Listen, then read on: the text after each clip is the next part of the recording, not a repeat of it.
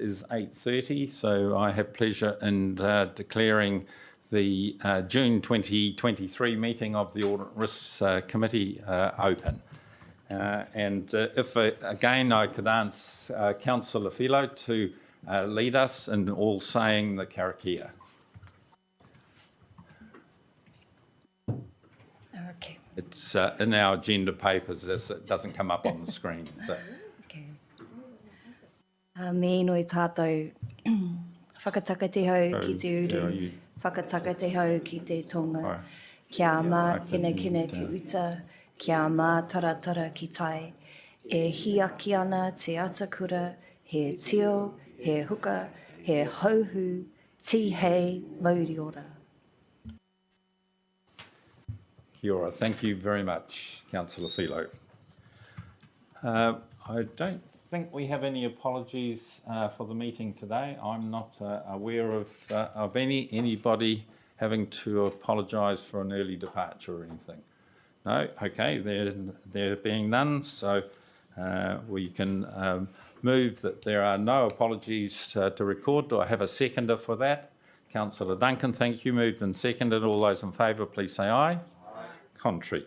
There's been no request for public participation.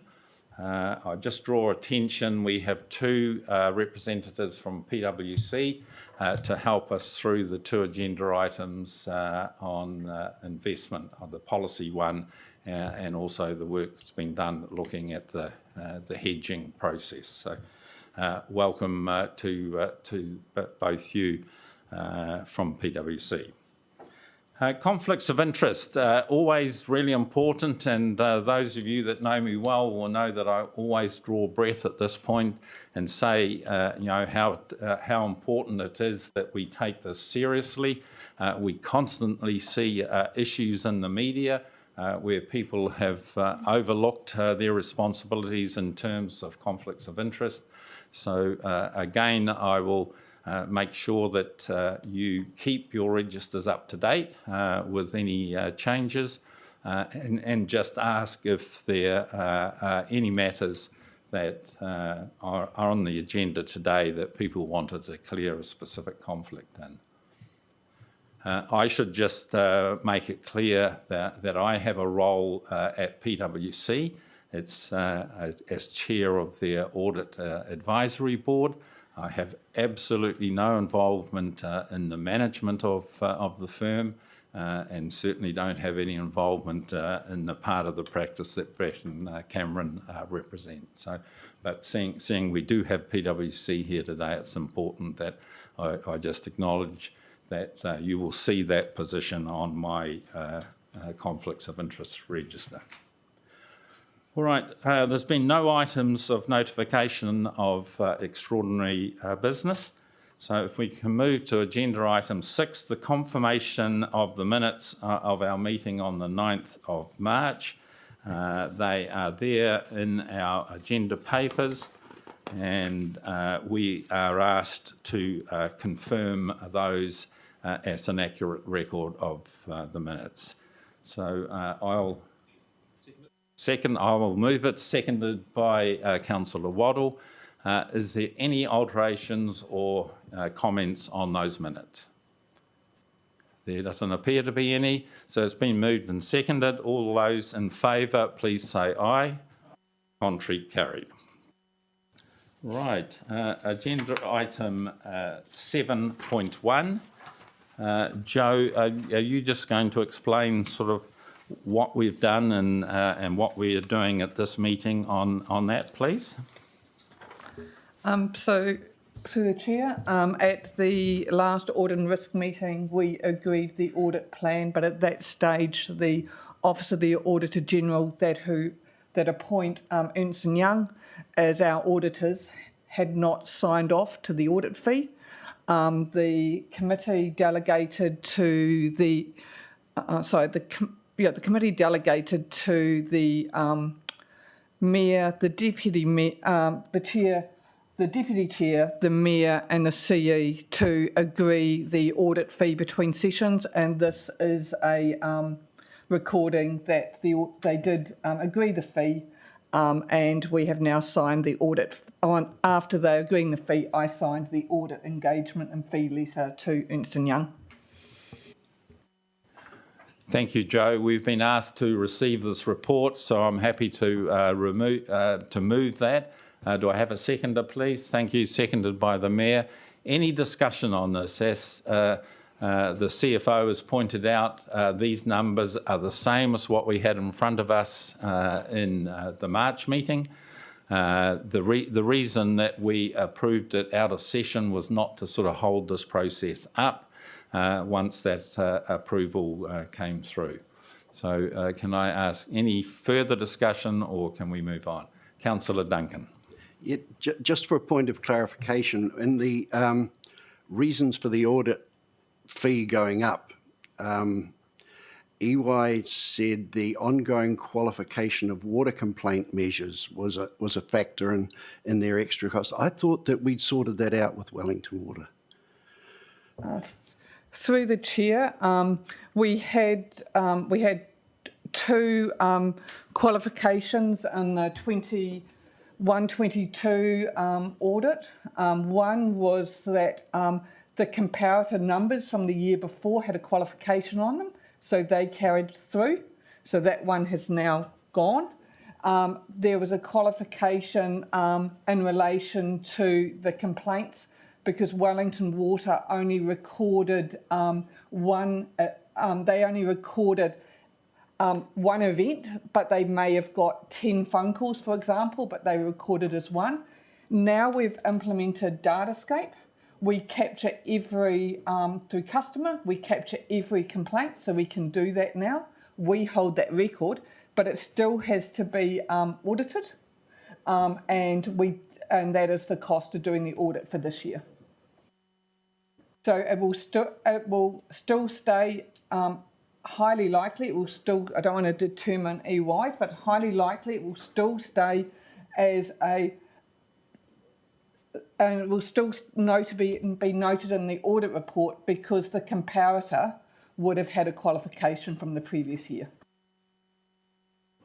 Once you have a qualification, unfortunately, they take 2 years to work through the system and get rid of them. So that's what we're experiencing here. So, Councillor Feely. So it's my question is also for 5.1, reasons for changes in audit hours. My question is with regards to the extra hours for the Datascape transition that's going to be dealt with in this financial year. Do you expect that it will sort of be dealt with in this financial year, or do you think it will continue into the next one? Through the chair, so currently we're now on Datascape with finance, property and rating, and customer. We are still implementing regulatory. And so that's, for example, when a dog registration at the moment actually comes through, it doesn't come through Datascape. So we're consistently syncing between our legacy system Tech One and Datascape. So it will be this year, it will be the current year, I'm confused with the annual plans and everything, what year I'm in. It will be in the 22-23 financial year, and it will be the first part of the 23-24 year, because we will be still syncing between Tech One and Datascape. Tech One is planned to be turned off and regulatory on Datascape by the 30th of November. So we will still have a part of it. Not wanting to put words in Sam's or EY's mouth, but a lot of this extra work is making sure that all the information gets from the legacy system, the old system, across into Datascape correctly. So, that's where that sort of one-off type work, that transitional work, is being undertaken. So.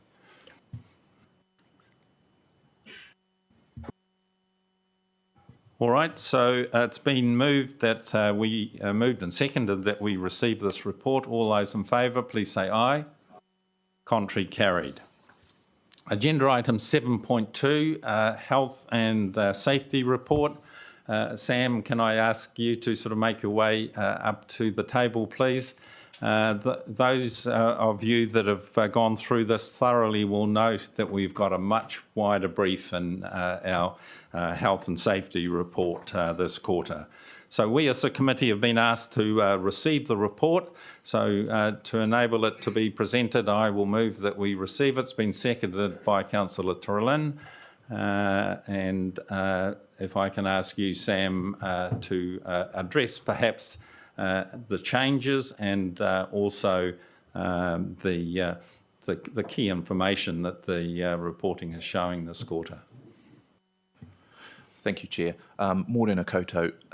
So I'll take the report as read and note a couple key points. So as a result of my last attendance here, it was requested more detail and information within these reports. So what we've done is we've extrapolated a bit more information that we have available to us through our health and safety reporting system to provide that, including all customer-related stories. We're starting to split those out just to give a bit more of an accurate picture about the health and safety risks across our staff, customers and contractors alike. And we've also included a few new metrics that haven't been included in the past, such as pain and discomfort, which you'll note being primarily around our breathing issues review that we've also included as part of the report. What we've also tried to do is provide some commentary around improvements being made across the health and safety system. And one of those ways to define improvement is how much of our staff are engaging in the health and safety activities, how much of our staff are training and turning up compared to previous years as a total percentage. The more staff who engage, the better our health and safety system is, being they are more aware of what they need to do, not do, but also what's available to them in terms of support and training. I think that's probably, I can happy to take questions. Thank you, Sam, for that introduction, and can I acknowledge the work that's gone on in this increased reporting. It's certainly when you come across that first graph on page 1 and you see last quarter we were at 84 total instances and it's gone up to 204 and you think, goodness me, what's going on here? But when you understand that it's widened out, I think that's a richness of information, so thank you for that. Open for discussion. Councillor Turlin. Cheers, thank you. First of all, I just wanted to say thank you and acknowledge the really good level of detail around the breathing issue at Te Rauparaha Arena.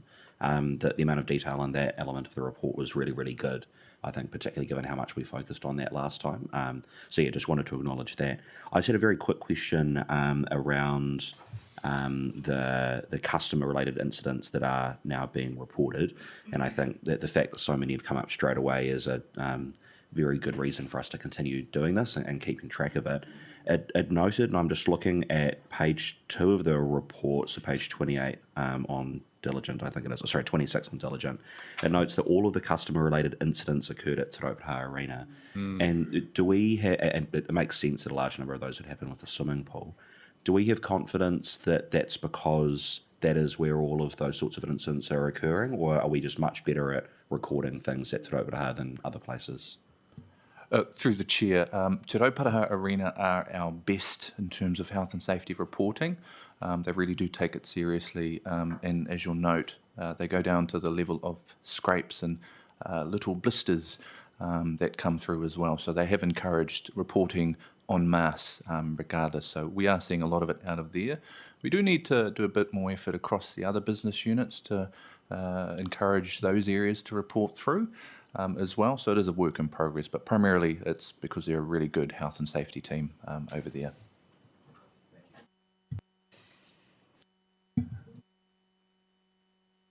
Sorry, I've turned it off. Felicity.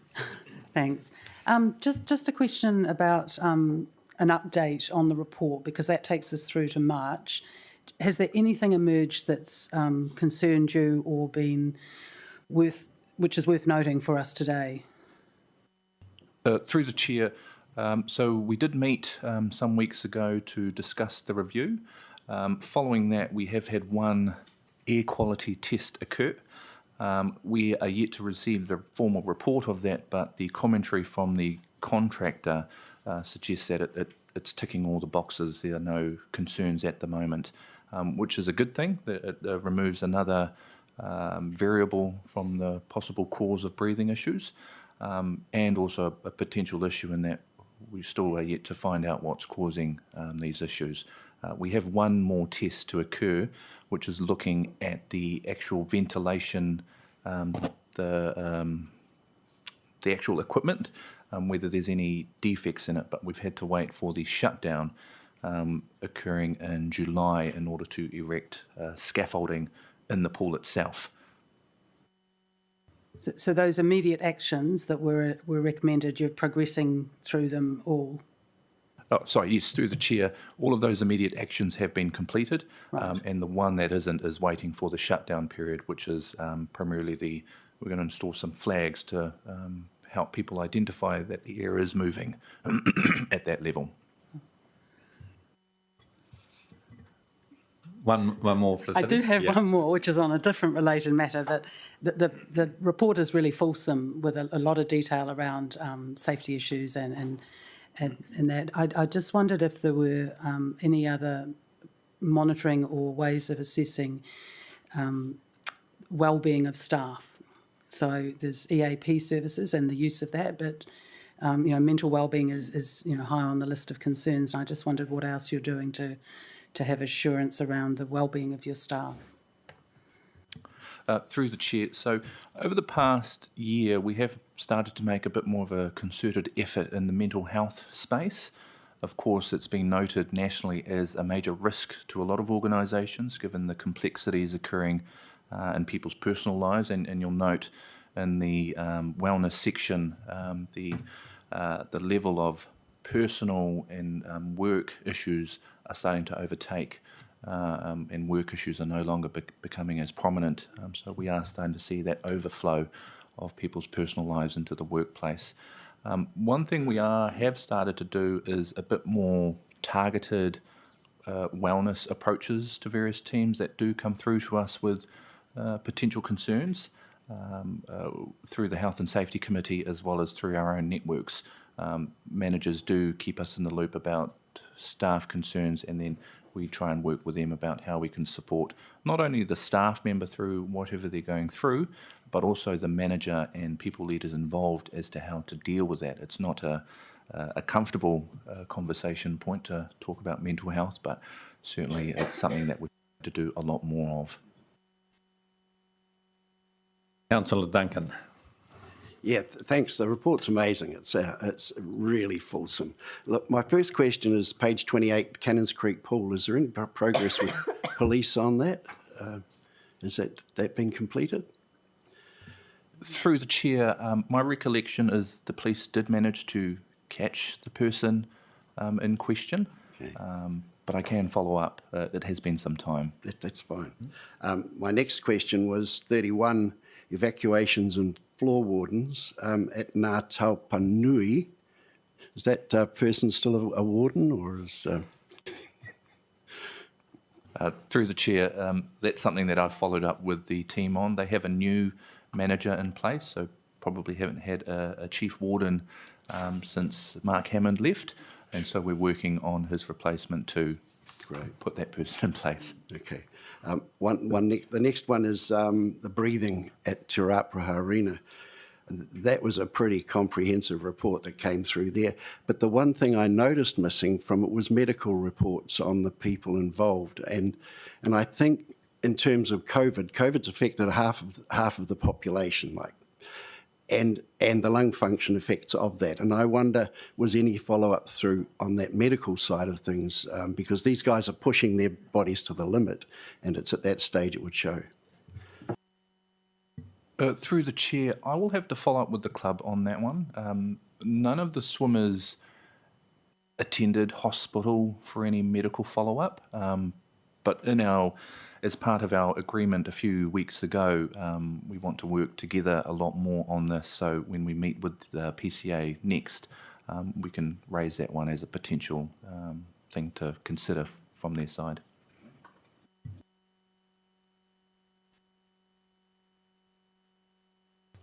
the list shows 131 total completions, but in the highlights underneath it's 132. Is it 131 or 132? Through the chair, it'll be 131. Thanks. Chief Executive. Can I just clarify my last contact with the police? They had not caught the person responsible at Cannons Creek. That is my understanding, although I haven't checked recently, but that was my last update. All right. So 3 observations I had as a sort of independent going through this. I think, as Councillor Trillin and Duncan said, I think this expanded reporting is really meaningful, and thank you again, Sam, for that, and keep it going. The second observation is just how dangerous swimming pools are. When you read through this, the great bulk of the incidences in swimming pools, and thirdly, I was really impressed with the response to that serious issue about breathing. That report, while it was incredibly technical and difficult to sort of fully understand, it was a sort of a very appropriate response, and I think the council can be sort of well served by that. So. All right, if there's no further discussion, we have been asked to receive this report. It's been moved and seconded. All those in favour, please say aye.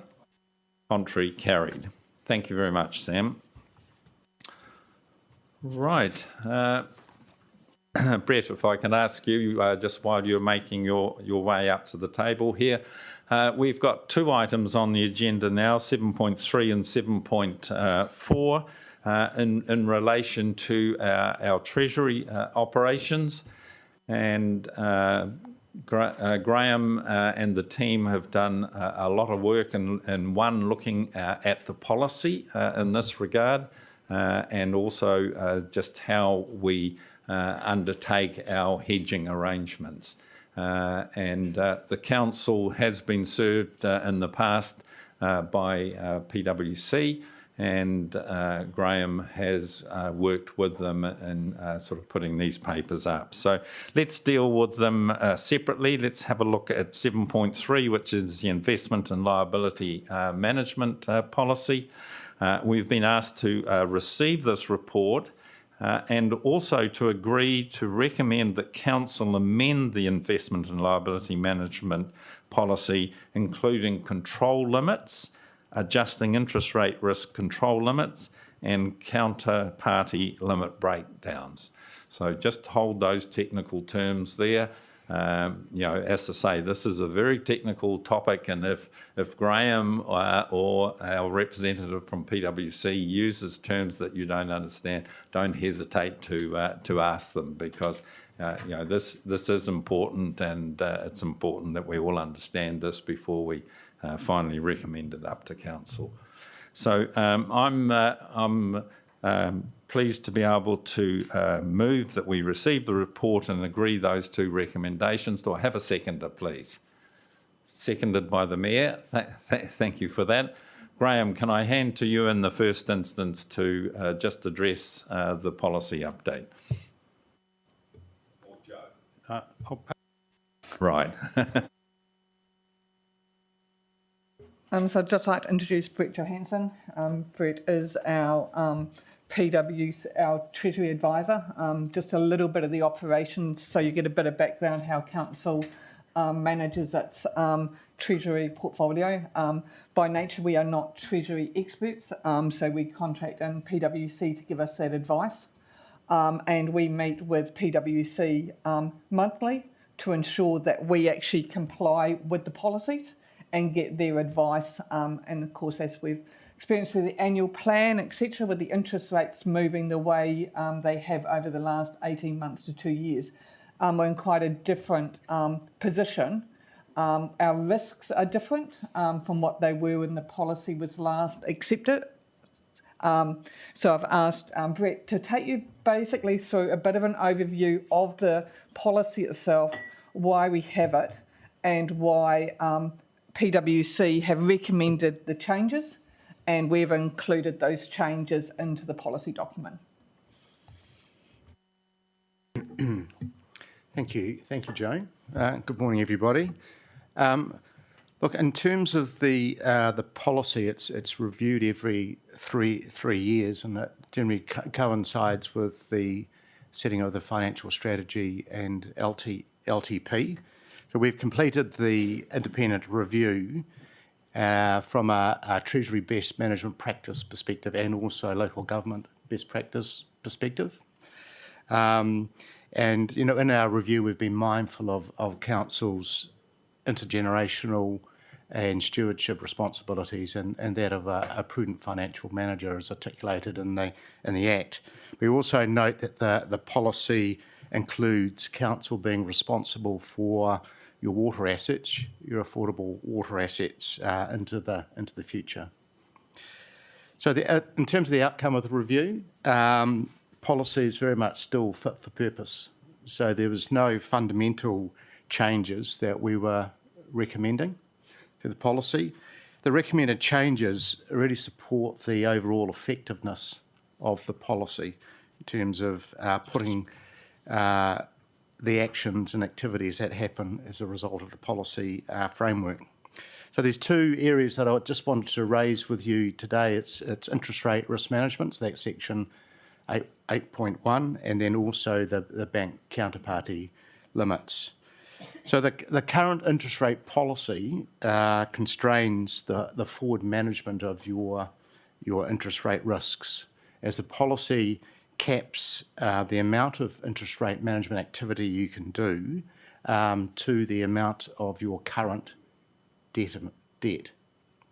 So, for instance, that means if your current debt today is 196.5 million.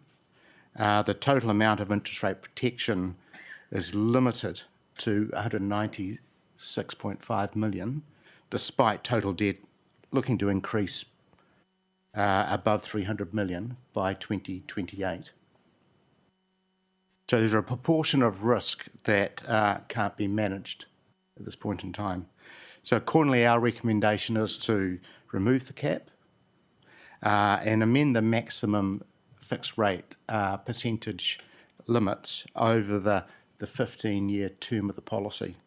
So you'll see the maximum percentages step down over time, and that considers the increased uncertainty around your debt forecast as you move further into the future. Okay. So, and this change is not inconsistent with other councils of a similar AA credit rating to council. So, more in line with current practice. The other change was around bank counterparty limits, so section 8.3 of the policy. So the amount of exposure you have with any one bank counterparty remains the same, but the change allows council to use the limits that exist in the policy sort of more effectively. So when we're talking about council's treasury activity in terms of holding cash deposits or term deposits with a bank and doing the interest rate risk management activity with banks. So we believe that's appropriate given council's requirement to hold more liquidity over time as its debt amounts increase, and it continues to meet the LGFA borrowing covenants and provide support to the AA credit rating of council. So those are the 2 points I just want to raise with you today. So happy to take questions through the chair. Thank you very much, Brett, for that very clear and concise explanation. So, comments, questions? Councillor Trelin.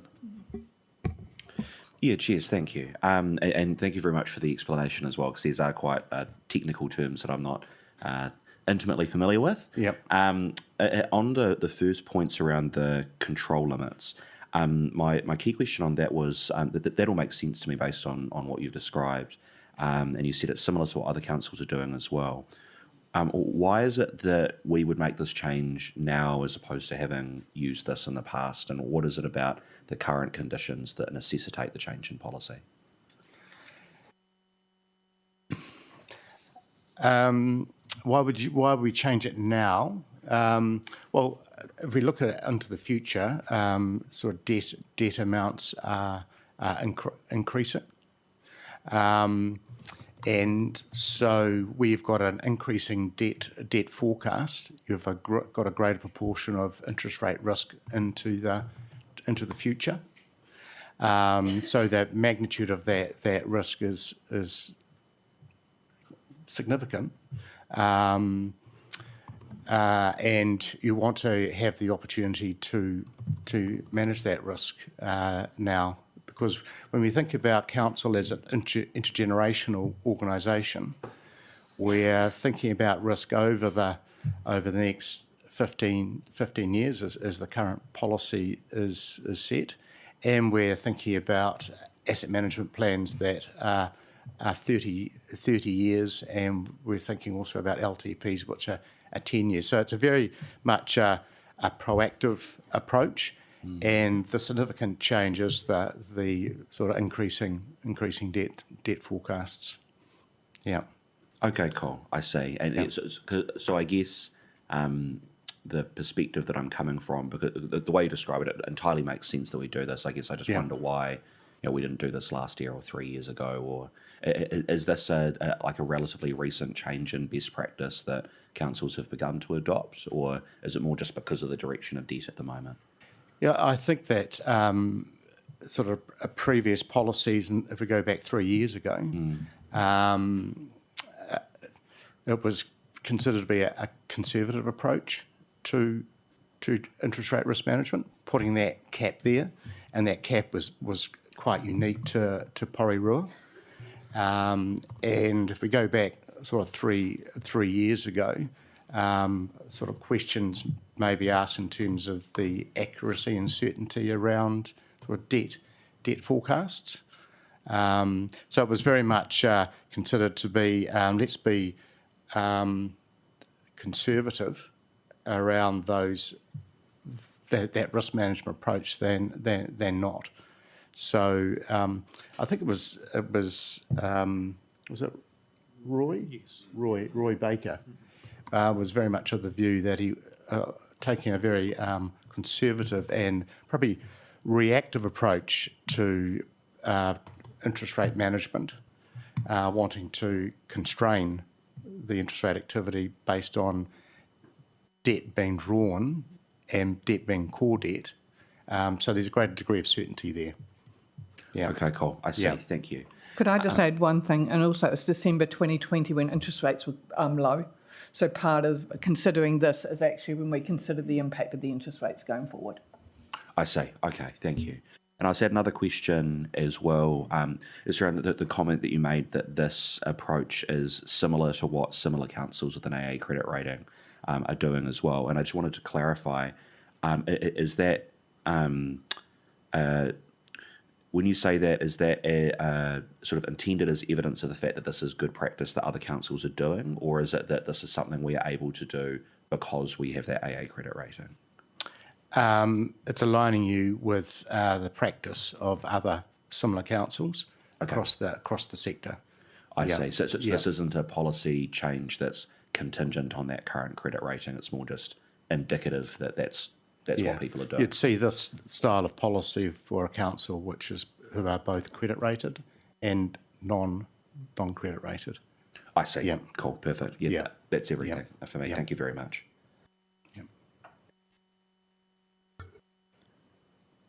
Yeah, thanks, Brett. Look, my question relates to item 8D.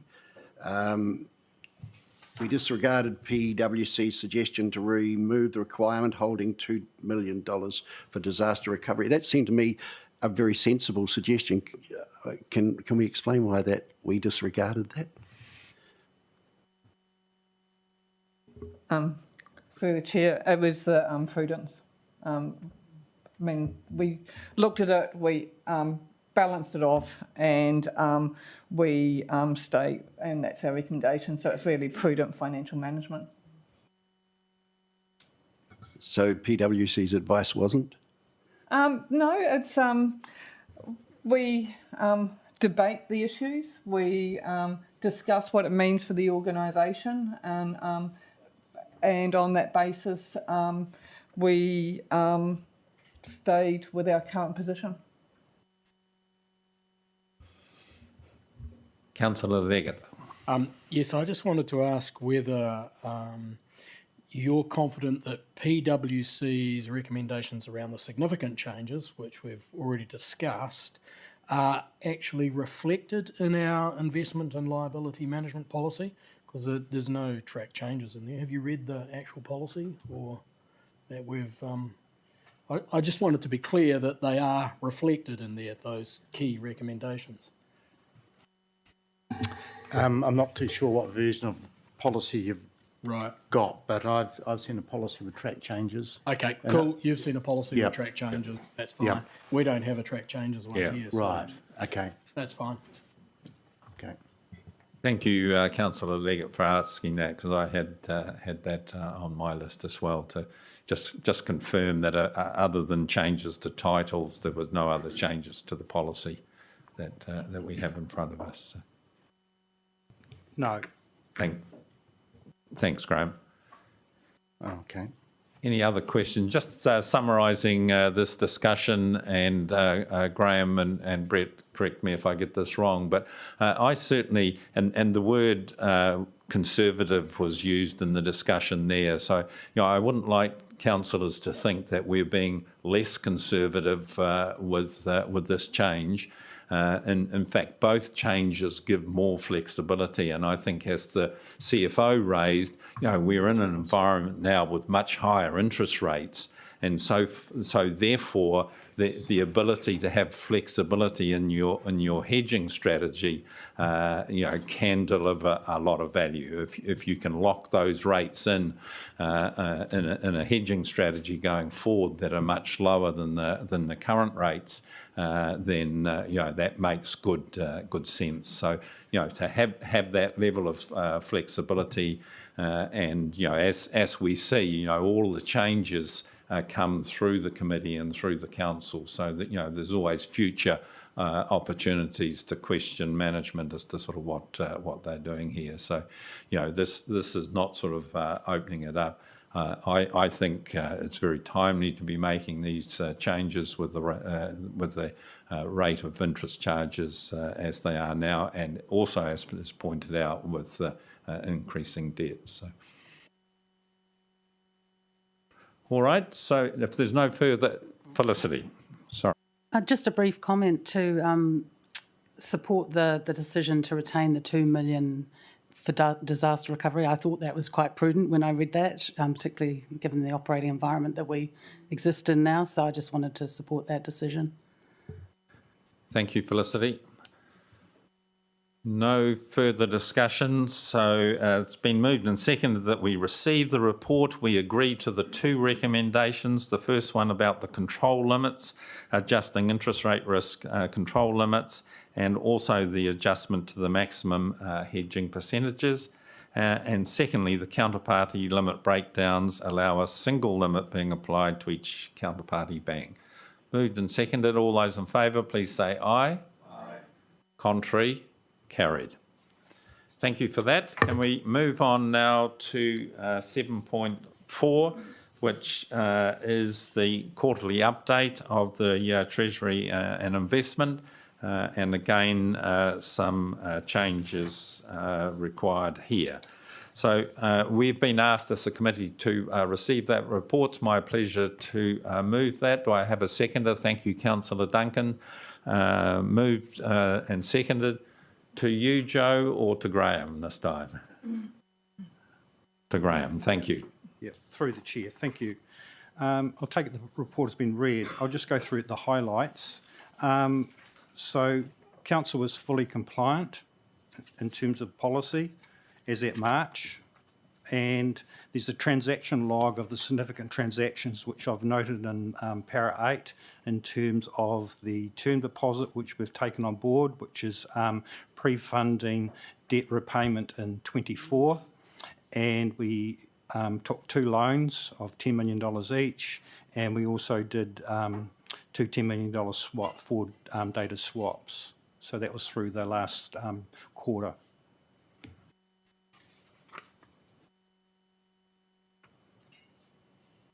There's an attachment to the report, which is PwC's recommendation in terms of dated the 18th of May, which is the interest rate strategy recommendations. And basically that is recommending to us to take out 2 further swaps of $15 million each. So that we remain compliant with policy in the short term. And they've given an indicative rate in terms of what to take those swaps out. And we've got calls in the market at the moment to get those swaps on board. Graham, just as a matter of clarification, on your cover note on that second page, the 2 swaps listed there, that's 10 million each for 5 years, one at November 24 and one at September 25. Are they in response to the recommendation from PwC, or are they different too? They're different too. They were before this, so that was in the last quarter to do what they had recommended. So these 2 other swaps, 2 new swaps on top of what we've already got. Thank you for that. And have they now subsequently been put in place? No, we've got calls in the market to do that. Brett, is there anything further you want to add before I open it up for general discussion? Through the chair, other than the fact that the wholesale interest rate market is very volatile, and that's going to be dependent on our Reserve Bank of New Zealand and their outlook for inflation, and also what is happening in the US interest rate markets. And we had the Federal Reserve this morning making their decision around their interest rates. So we are seeing a bit of volatility. So through our monthly meetings, we're understanding what activity we need to do in terms of forward managing that interest rate risk. And our target level at the moment is below 4%. So where we can't transact in the market at that particular day at a rate below 4%, what we do is we leave what Graham says, a call order from the bank. So the bank will be monitoring that swap on our behalf and give Graham a call to enable council then make a decision around transacting that interest rate swap. So that's the I suppose the tactical response to the way that we're managing the forward interest rate risk at the moment. Thank you, Brett. Anything further from the CEO? Open for discussion. Councillor Duncan. I just wanted clarification on the no right to break thing. What effect does that have on a councillor, and does it add to the cost for us? Through the chair, look, we have a very strong preference for the swap dealing lines with banks to have no right to breaks. The right to break will give the bank the ability to walk away from that interest rate swap transaction sometime during its life.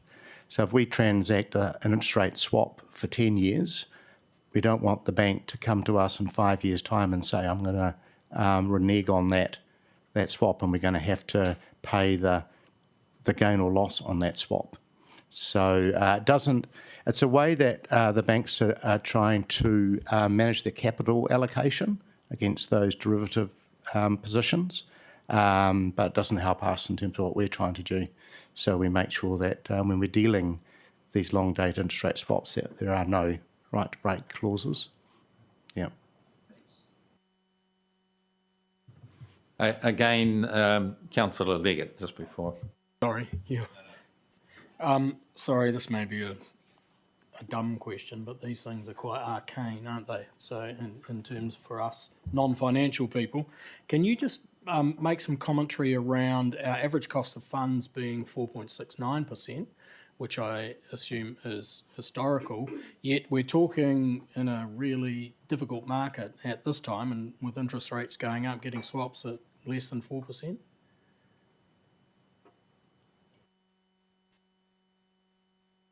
Whoever wants to answer that. So just aligning the historical cost, your question is, if I play that back, historical borrowing costs at about 4.26, I think you said, and then we're targeting swaps at 4. Yeah. I suppose when we're talking about swap rates, interest rate swap rates, we're not including the credit margin over and above that rate. Yeah, I just wanted that to be clear to everyone in terms of... Yes. And that credit margin is the margin that we pay the LGFA, the local government funding agency, when we actually raise the debt. Yes, on a floating rate basis. And just through the chair, these are forward. So this is when the market is forecasting out. For example, if you look at page 114 in Diligent, when we did the swaps, one starting out in November 2024 and the other is starting out in September 2025. So it's so basically it's the market forecasting ahead what they think it will be at that stage. So that's why it's so volatile. I think it's important to put on record and understand too that while this can be a bit of a dark science for some of us that don't sort of work in here very often, it's a very common approach, and the benefit that council gets is that it fixes those interest rates. And so, when it's doing its annual plans and its LTP, they have certainty over the interest costs. So, what the swap does is sort of moves away from a market rate that moves around every day and fixes it at a rate that you can then sort of put into your budget. So it gives you a lot of certainty. Sure, there's a cost for that, but there's a real benefit as well. So, they shouldn't be seen as speculative type operations. They're a very common business practice that gives certainty of costs. So. All right, Councillor Leggett. One other question. So on page 121, just looking at list of instruments down the bottom there, we've got a swap. This is 15th of September 23, 2 swaps, one with ANZ, one with Westpac. How come one was at 2.81% and the other one at 4.68 on the same day? It's a start date because one started in 2021 and one started in 2016. Right, gotcha.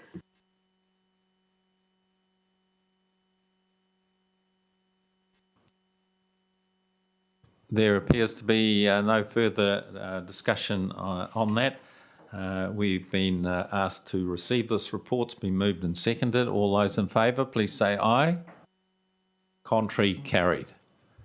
Thank you very much, Brett and Cameron, for your work, for your assistance at council. Graham, thank you for all your good work on this and putting the papers together to enable us to move these forward to council. Thank you. Right, agenda 7.5. Graham, I think you can stay in the chair for this one. As well. I think it's probably fair to say, and certainly as an independent, it's my view that this has probably been the hardest annual plan on record, and I think Graham's been involved with quite a few of them, and this one's probably stretched him more than any others. So. Thank you, Graham. I'm sure you'll hear that when we sort of open it up for discussion. So we've been asked again to receive this report, so again I have pleasure in moving that. Do I have a seconder? Thank you, Mayor. It's been moved and seconded. So Graham, introduce us to this. I know that it's been on the top of the agenda and the radar in the last few weeks, and most of us around the table are quite familiar with it, but do step us through it, please. Yeah, thank you, Chair. So this is just an update to the Audit and Risk Committee since the last meeting, which we updated the Council on the the Audit and Risk Committee on the annual plan. So since then, we've had hearings and submissions, and Council has also had the deliberations meeting, which was held on the 8th of June. That 8th of June meeting held the recommendations which were made to it. So the rate increases the 9.71% to existing ratepayers, approved the 3.6 million for additional funding for Wellington Water, half funded through rates and half funded through debts, and also kept the fees at the recommendations of 3% for non-regulatory and 8% for regulatory, excluding the animals, but the animals went to a special council meeting and was agreed at the 8% as well. We had to do that so that we can get the invoices and that done out by the end of the month or early next month. And we have to put ads in the paper and things like that this month about how the fees have been set for the animal control. The capital budget, there was quite a bit of discussion around that in terms of the carryovers, but we went through also what we could actually deliver, and there was some around some changes which we made in terms of we pushed some of the program into 24-25 regarding some of the transport programs.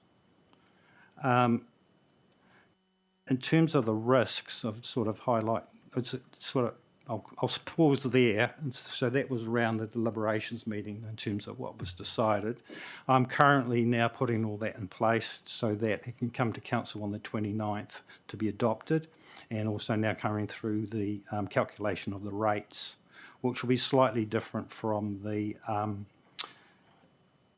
draft because some of the money has moved in terms of where it goes in terms of the activities. The risks which I've highlighted here were also highlighted to DPK was around revaluations. So that caused quite a bit of a issue this time through, both the impact of the revaluations on the different sectors, especially the rural sector in terms of their increase in property values, and also the timing. Normally that timing of the revaluation is done December, January and within the year, but the revaluation process, because of the delay coming through from the Auditor General when QV could start, has meant that that overlaid with the actual annual plan and when we were consulting on the annual plan, and there's also objections. So I've gone through here in terms of there's 233 objections, giving some details. Most of them, 80%, are wanting a lower value. There's a few wanting a higher value for their own reasons. Probably they want to sell their properties or things like that. And I note there in E, there's 4 which are over $1 million in value in terms of what they're wanting changes for. So I've taken that into account when I'm actually modelling the rates, so when you get the rate and the dollar on the capital values. So I've done that. Council at the deliberations meeting agreed the 1% rates growth. The actual growth is just slightly less than that, but it's only about a $43,000 impact. And they'll probably, yeah.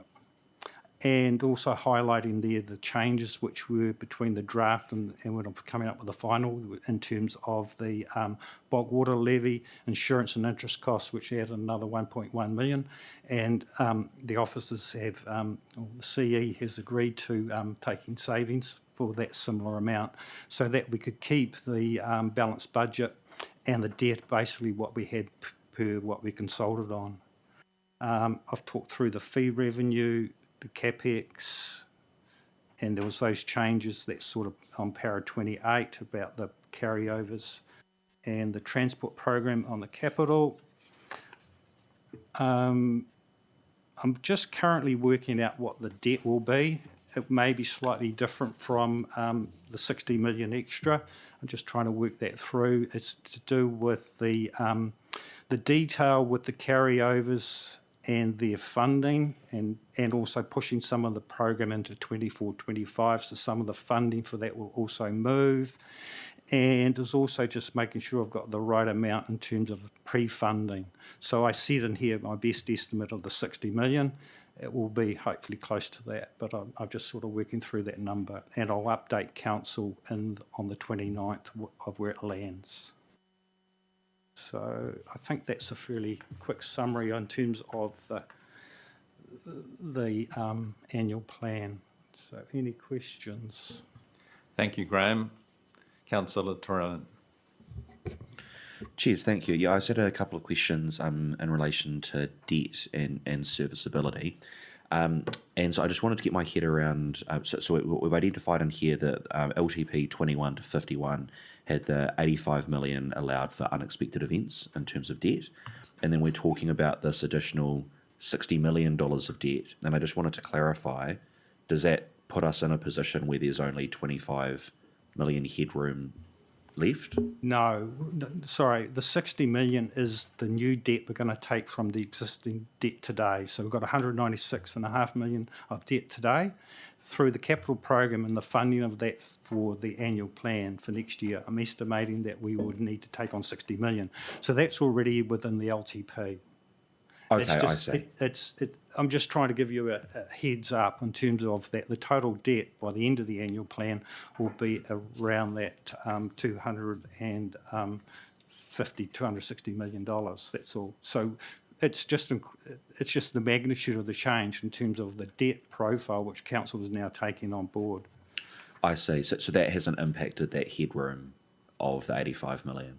What has impacted is, for example, the wastewater tank. So if things go up above what's in the LTP, it does go into that headroom space. Okay. That then comes out of that if we don't reprioritise something else out of the three waters. So where we have a project that goes up in value and we're not able to prioritise something else out, that then cuts into the headroom. Okay, I see. And that actually flows through into my next question, because we know that the cost of everything's obviously going up at the moment. Do we have any updates around how that headroom is currently looking? And I'm just conscious that we're obviously noted that we're severely constrained in our ability to do more. And I'm just wondering if are there any alarm bells going off yet, is what I'm trying to figure out. It's quite difficult, but it'll be an issue which we have to work through the LTP and the capital program in terms of that. Also depends on how fast council wants to balance the budget as well, because the LTP assumed the budget was balanced from the end of next year. So therefore, for having to fund our operating budgets as well, then that's debt which is not available for something else. I see. But And could you just remind us what the implications are of if we don't reach balanced budget by that point in time, we have to push it back? What does that mean for us in practical terms? So that means that the ratepayers at that time are paying for previous decisions. So it's we had, through the LTP, we had, I think, about 2.4% of the rate increase was related to past decisions to balance the budget. So it is that, future ratepayers paying for current decisions.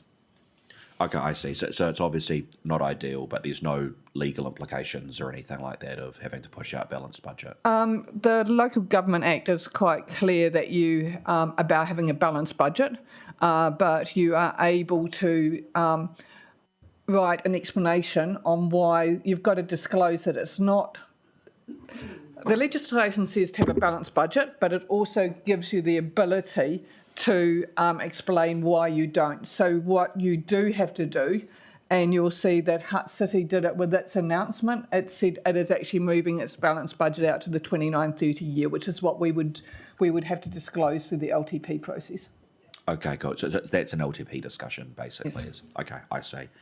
And then my last question about this is in relation to getting into the conversation around serviceability, and I'm just looking right at the very end of the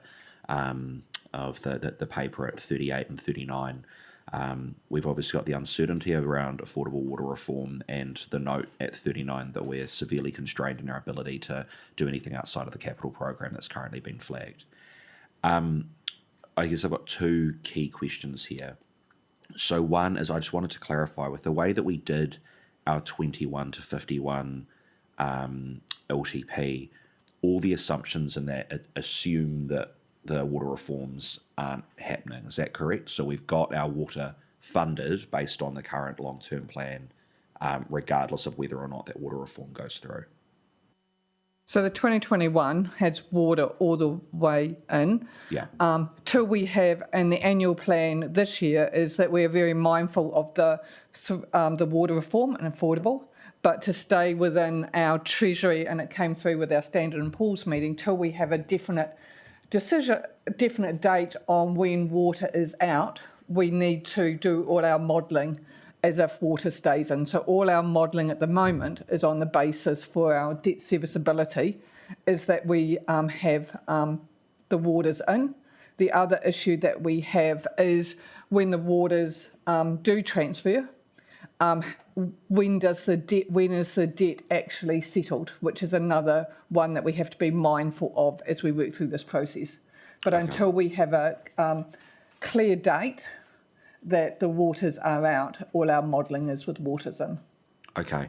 And so I guess my key area of concern here is we've had commentary, we talked about this at TBK last week, that it's looking more and more likely we'll hold on to water for probably at least that one extra year. And so I guess what I'm wondering is if we've got this roughly $85 million currently in headroom that we've talked about. We know that costs for everything are increasing. We know that water costs are increasing, and there's a strong likelihood we'll have to hold on to it for an extra year. With all of those factors, how much active risk do we see there being going into the LTP next year that we will be unable to fund water based on what we had said in the 21 to 51 LTP? What we're showing is, and it's on page 134 of diligence, that's why we actually showed that serviceability, and we showed the serviceability of the decisions of the 23-24, which the annual plan is, and the serviceability of the 24-25, and they're both within the 10%. Okay, and so that factors in the trends we're seeing in cost increases for water at the moment? That's on the program that has been approved by council at the time now. Okay. If we put more things in, of course, that will impact on, or we take things out. But if we put more in, that has a serviceability issue.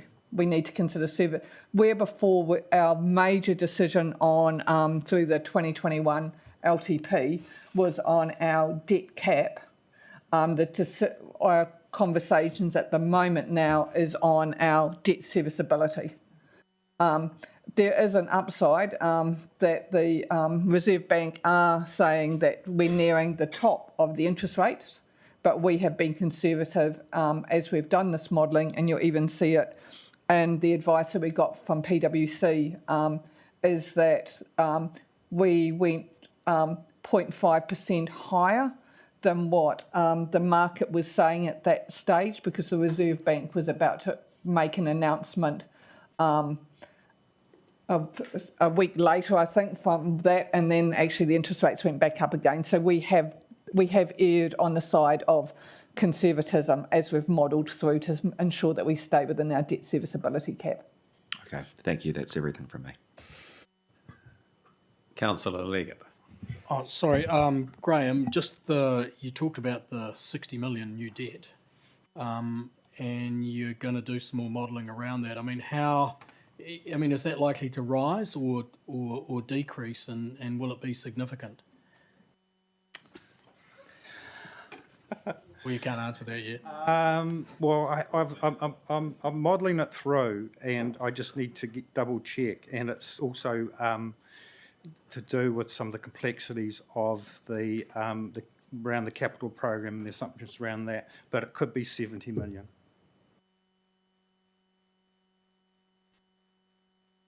And so what impact? Well, we'll see what impact that might have, because it will come. It's still within the same capital program. It's around to about timing in terms of when we'd actually advance the debt. And it's also around the assumptions around the 70% delivery of the capital program as well. Yeah. So there's quite a few things there, but I'm just trying to model it. And it's also around pre-funding, because there's at the end of next year, we have to pre-fund $15 million of debt repayment. So that means we need, and we've only got 10 million at the moment, so we need to draw another 5 million early to enable that early repayment as well. So I'm just working through some of the detail. Graham, just as a point of clarification on paragraph 34 there. So the unbalanced part, we've talked quite a bit in the discussion this morning about the unbalanced budget. Can I confirm that that's to the tune of 8.8 million in this annual plan? That was the draft, and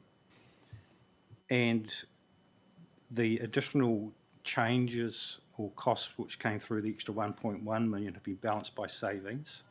I just need to balance up now in terms of any other impacts, but I think it's still around about that number. Yeah, I don't think it's significantly moved from what I've sort of done to date. Right. But So is that principally depreciation that's not funded?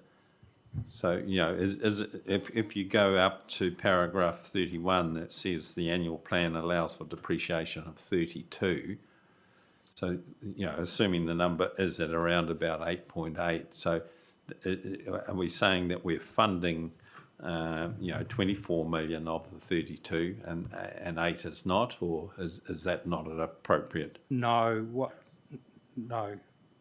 what this gets back to is that when we came to council and discussed about the rate increase for next year, I indicated that there was a 23% rate rise required to balance the budget. That was with all the moving items in terms of depreciation, inflation, and depreciation, so it's all the costs coming through, and also the additional funding which Wellington Water wanted. So that was about a 23% increase, which was required to balance the budget, and we disclosed that as part of the consultation document and supporting information around that. But council decided to do the 765%, which was per the LTP, plus half of the Wellington Water increase, which then brought it up to the 9.71%. So effectively, this was the unbalance left over. So it's about 14%, somewhere like 13 to 14% is unbalanced, which is where this amount comes from. Yeah. Thank you, Graham. Complicated, challenging times. Discussions being held all around the country very similar. So don't feel that this is only happening in your council. So, it's very difficult. But thank you, Graham. Thank you, members of the Audit and Risk Committee for that discussion. So I'm assuming there's no further discussion. We've been asked to receive this report. It's been moved and seconded. All those in favour, please say aye. Contrary, carried. Thank you, Graham, and good luck for the balance of the work and getting this across the line before the end of the month. So, right, agenda item 7.6. We've got a number of agenda items now, basically just for receiving the report, so we can sort of move along. Interim audit status update. Peter, thank you very much for the paper on that. Is there anything you wish to add just before we ask Sam to give a brief verbal update? Through you, Chair. Like the paper says, we had EY on site in April and May to commence the interim audit procedures. The purpose of the interim audit is really to look at our processes. The auditors choose some samples to follow through our processes and just make sure we are following that process.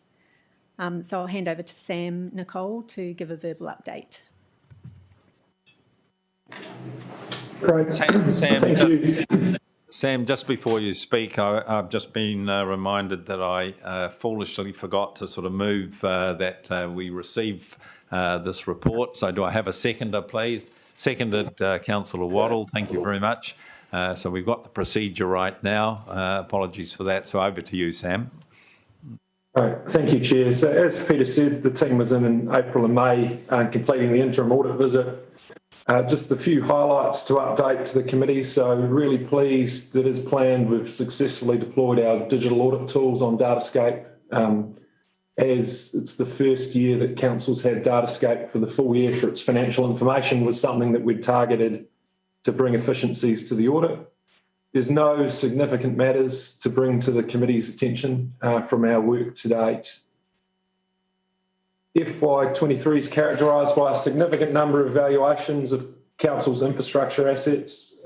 Council's valuer, ACOM, has completed the roading valuation, which is currently in a QA process with management prior to us commencing our work. Now, council will recall in our planning discussions, management's identified that the risks of cost inflation around the 3 water assets require an assessment as to whether there's a material change from the valuation done at December 21, which was reflected in last year's financial statements. So this work's underway with Aon, who's your external valuer, to understand the possible impact. And both council and us are meeting with Aon tomorrow for an update on that as we think about where we might end up for June 23. Also in our interim audit visit, we focused on understanding the water complaints measure, which would qualify previously, in particular, a focus on the changes with the implementation of Datascape to work through the risks around complaintness that have resulted in a qualification previously. We're yet to complete our testing of this measure, which we do at year end, but have got much greater clarity on how the complaints are captured in the changes, which have been the cause of the qualification previously. So it's too soon to know if we can remove it, but we're making good progress in that regard, and it continues to be a focus for management and ourselves. Thank you, Sam. Thank you again for an early start from Sydney. Any questions, discussions on this brief interim audit update? No? Well, I wish you and the management team, Peter, a successful year-end annual balance. It's only a few weeks away now. You don't want me to remind you of that, I'm sure. But we wish you good luck and thank you. So it's been moved and seconded that we receive the interim audit update report. All those in favour, please say aye. Contrary, carried. All right, agenda item 7.7. This is one of 5 that we've got Phyllis sitting up the table for. Phyllis, you've been very busy in this quarter, so generating 5 agenda items for us. So the first one, 7.7, is the legislative compliance 6-monthly report. So I have pleasure in moving that we receive this report. Do I have a seconder, please? Thank you, Councillor Leggett. So, all right. So this is a tool that council uses once every 6 months to self-assess, and I think that's important to understand that this is not an external assessment. This is a self-assessment by senior management members on the compliance with legislation. So, Phyllis, thank you for your paper. Just briefly address it, certainly take it as read. Kia ora koutou. Thank you, Chair. And through the Chair, just really briefly, as indicated by the Chair, this is the Council self-reported 99% full compliance across the key legislations. In terms of non-compliances reported this year, there were 6 items. They come across from 2 specific legislations. One is the Public Records Act and another the Resource Management Act. I'll just talk a little bit about the Public Records Act as this is new in terms of reporting. So the Council generally has a good electronic database management system where we have our records, but we do have a concern where not all records might be in the system, in which case we will not have oversight of those. So for those records, we are actually not sure whether we fully comply with the Public Records Act, and that's just been highlighted for transparency. And in terms of the other 2 findings, they relate to the Resource Management Act. One is in terms of the timeframes for responding to an application, and another is about the odor control at the landfill. Again, both these items are being addressed. Yeah. So that's just briefly the issues. Thank you, Phyllis. And I can say from my experience as being a chief executive, albeit quite briefly in the public sector, that Public Records Act was one that caused me a lot of issues, and I know it causes a lot of people within the public sector and local government issues. So, it's not surprising that we see a couple of items sort of coming up there that require attention. Any discussion on the legislative compliance? So it's been moved and seconded that sorry, Felicity. Just one quick question. The 97% response rate for self-response seems really good. Just checking with you that the 3%, there's no concerns in that you're aware of that would be a biggie? The 3% actually relates to just one person, and no, it's not a biggie. Thank you, Felicity. It's been moved and seconded. All those in favour, please say aye. Contrary, carried. Okay, 7.8, another one of those areas that is particularly challenging at the moment. The insurance update, we've been asked to receive this report. I'm happy to move in that regard. Do I have a seconder? Councillor Johnson, thank you. Again, Phyllis, thank you for this, and just highlight some of the challenges and the issues that we should be aware of here. Kia ora, Chair. Again, to the Chair, as you're aware, insurance has been quite challenging for the council as well as for our community. And in terms of renewal this year, it has been challenging, let's call it that. But we are very pleased that we continue to have cover for this year. You will note the costs there are noted overall in terms of the sum insured as well as the premiums we are paying. And just to note that in terms of insurance going forward, as part of the proposed audit plan this year, we are thinking about our insurance strategy going forward in terms of how we continue to manage the increasing cost of insurance. And as you are aware, the cost of insurance is driven by increase in asset values, overall, as well as, the cost for replacement of those assets. So just really briefly in terms of the insurance update. Councillor Trelin. Cheers. I just wanted to quickly clarify, so just looking at paragraph 9 where it notes that the premium increase is an equivalent to a 0.63% rates increase. Has that already been captured by the 9.71 in the annual plan, or are we looking at an additional cost in the LTP? Through the Chair, that has been covered, and that's where one of the issues where we started to get increased costs coming through. So yes, cool. It has been included. I think there's one also thing to note just through the insurance renewals. They were challenging, and at lunchtime on the Friday where they would to be closed, so we insure in the London market, at lunchtime on the Friday we still hadn't got the top layer insurance, the catastrophe insurance.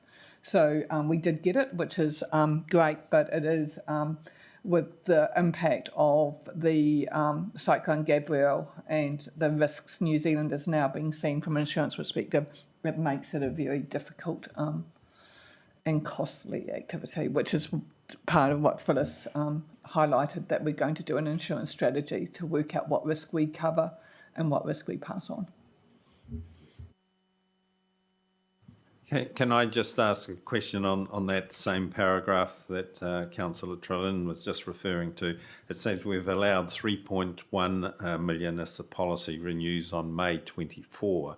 So that's we're sort of allowing for a smaller increase than we saw this year. Did Aon advise on that? My initial reaction to that was it seemed a little bit low in what we're sort of knowing is happening in the insurance market. Sorry, this was through the modelling of the annual plan. We are looking at ways that we can actually reduce our insurance cost, whether we can achieve it or not, but we do have to challenge ourselves and challenge Aon on what can we do to, what risk can we cover ourselves, which we picked up in this strategy. Yeah, hence the strategy. Yep. All right. Again, thanks are due to the management team in an incredibly challenging environment that cover was put in place with rising asset values, so that we've got a much higher level of sum insured. We had a 24% increase in premiums, but we also had a 24% increase in what we were insuring. So a good effort's been done there. So we've been asked to receive this report. It's been moved and seconded. All those in favour, please say aye. Contrary, carried. Right, 7.9, the privacy maturity. This was an internal audit exercise that was clearly in the plan. We've been asked to receive this report, so I have pleasure in moving that regard. Do I have a seconder, please? Councillor Philo, thank you very much. So again, Phyllis, you're in the chair. So thank you for this piece of work which you've been responsible for. So through you, Chair, just in terms of about this review looked at assessing both the controls around how we manage privacy and handle personal information, as well as an assessment against the privacy maturity framework that is run by the all of government chief privacy officer. So we don't have a requirement to comply with that, but we thought it was a good benchmark for us to just measure ourselves against to see where we're at.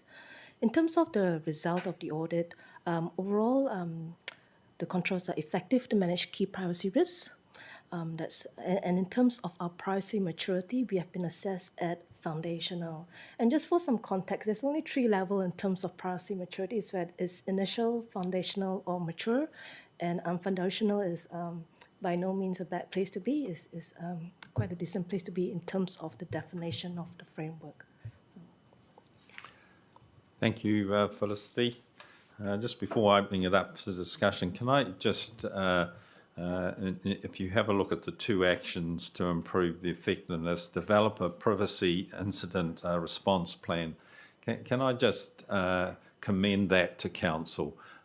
We've had a family member caught up in this Latitude Finance privacy breach, so I'm a little bit aware of what Latitude Finance have had to do to respond to this, and it's eye-watering. It's in terms of its cost, in terms of its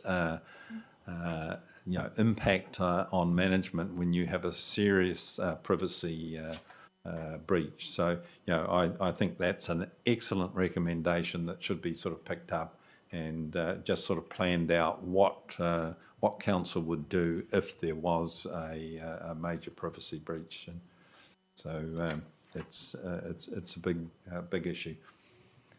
Any further discussion on this agenda item? Councillor Duncan. Yeah, I know this is personal information, but I don't see any mention of cybersecurity amongst this, and would that have an impact in this sphere? Through you, Chair. In terms of cybersecurity, that's one of the mechanisms in which we consider how we store and secure our personal information, which is a requirement under the Privacy Act. So there's a separate piece of work that this council is aware of around our cybersecurity roadmap. Through Chair, so the cybersecurity update will come to the next Audit and Risk Committee. So it does include all the privacy, and we've now, in relation to cybersecurity, we've actually now run training courses, training program for our first, second, and third tier managers. So we're filtering the cybersecurity, and one of the big things in there is around the privacy of documentation, the securing the documentation. And just one final one with number 1 and number 2 there. I see Moana Watt as Chief of Staff, but I think that's probably Moana Wyatt.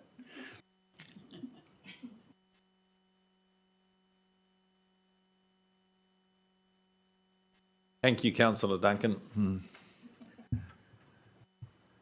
All right, no further discussion. We've been asked to receive this report. It's been moved and seconded. All those in favour, please say aye. Contrary, carried. Thanks again, Phyllis, for this important piece of work. 7.10 agenda, the Risk and Assurance Quarterly Update on this year's plan, which is just about coming to an end. So we're being asked to receive the report and also approve the proposed risk and assurance plan for the next financial year, 23-24. So I'm happy to move in that regard, seconded by the Mayor. So again, Phyllis, thank you, and just step us through this agenda item. So. Okay. Again, through the chair, thank you very much. In terms of this, the audit plan for this year, there's one key piece of work that's yet to be completed that's currently in progress, and that's a review on project management. I hope to get that report to this committee in the next meeting. In terms of the audit plan for 23-24, I've met with ELT, both individually and as a whole, and talk about to understand the assurances required. And based on that, we've proposed 5 audits for next year as part of the plan. Sensitive expenditure will continue to be on the plan as an area of continued focus, especially in the current climate. It's important to continually put focus in terms of probity of expenditure.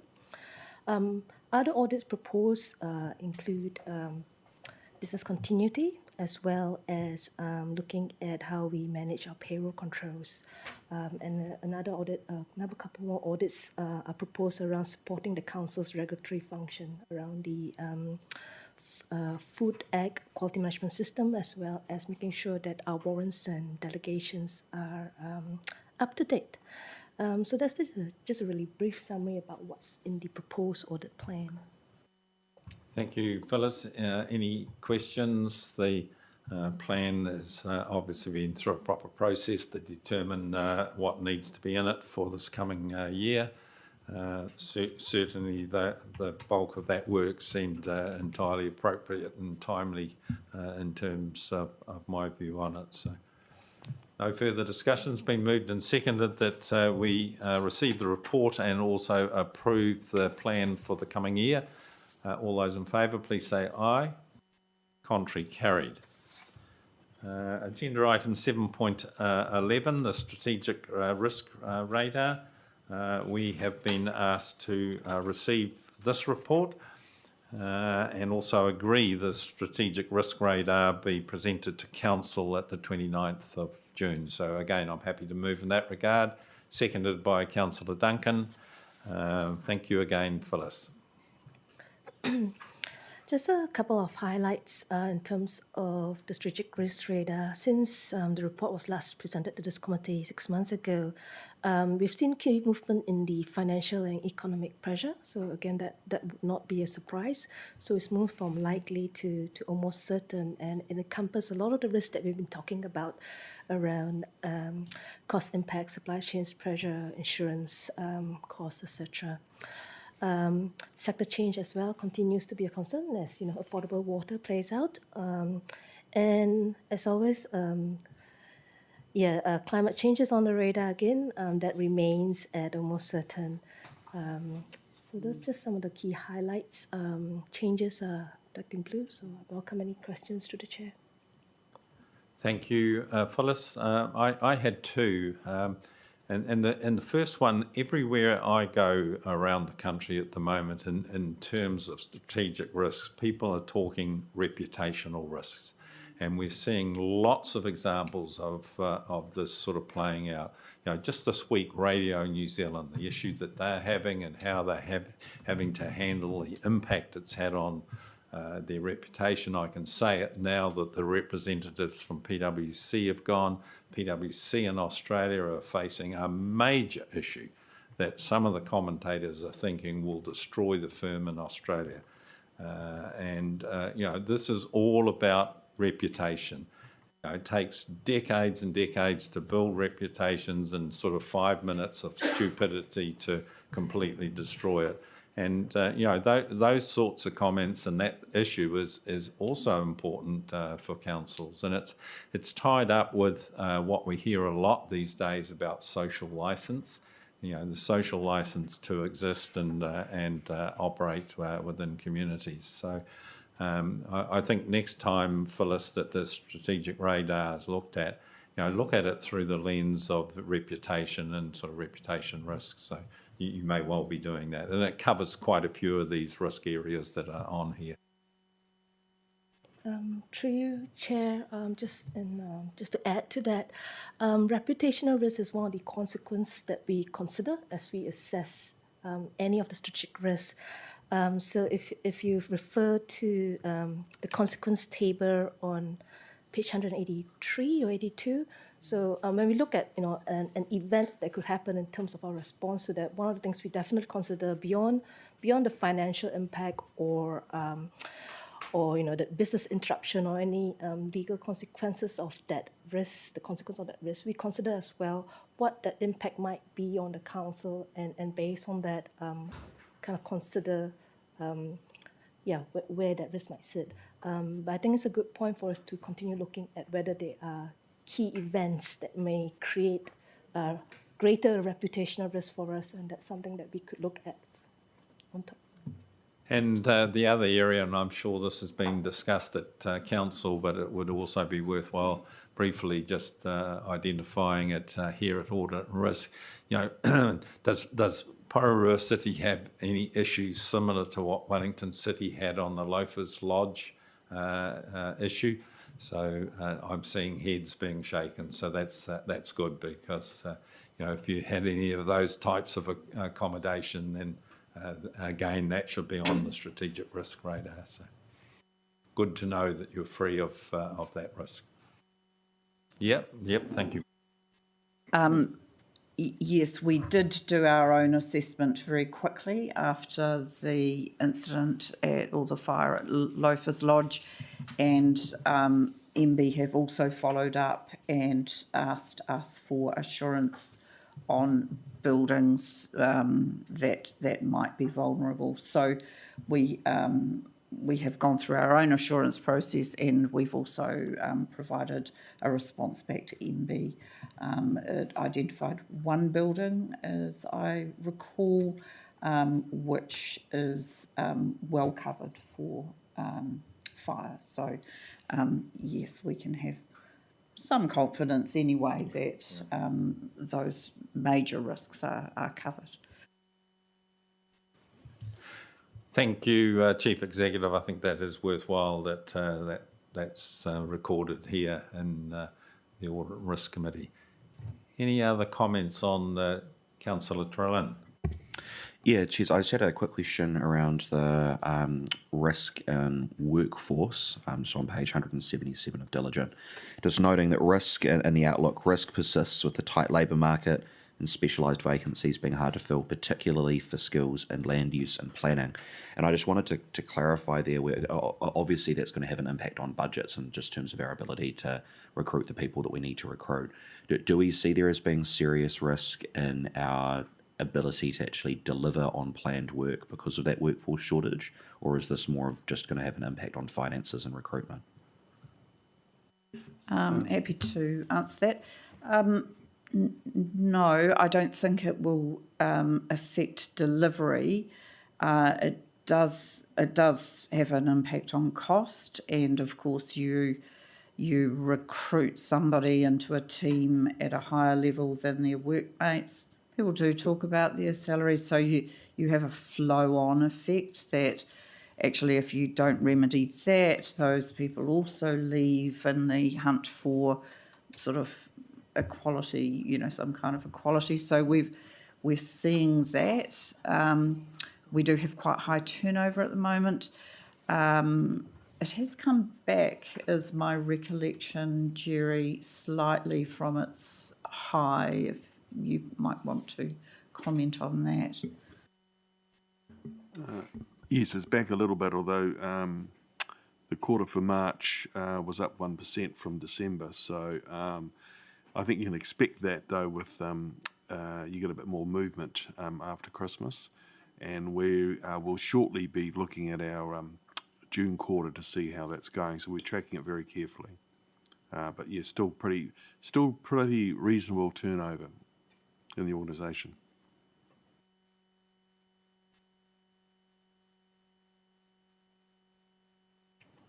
Yeah, mine relates to climate change response on 165. It says considerations given to Porirua City's capability to respond to a similar event to Cyclone Gabriel. I mean, how do you respond to an event like that? And what is our position there? You know, how are we placed?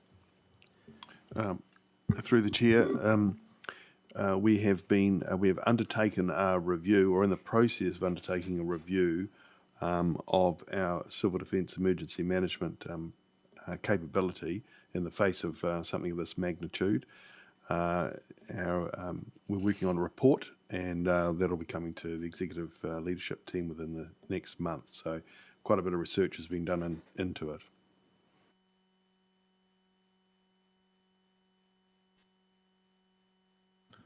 All right, no further discussion. Excellent exercise to look at these strategic risks and to have them pass through council for discussion and approval. So we've been asked to receive the report and agree that the strategic risk radar be presented to council on the 29th of June. It's been moved and seconded. All those in favour, please say aye. Contrary, carried. All right, I now would move a motion to go into public excluded. Do I have a seconder for that, please? Thank you, Councillor Waddle. It's been moved and seconded. Can I just get confirmation from Democratic that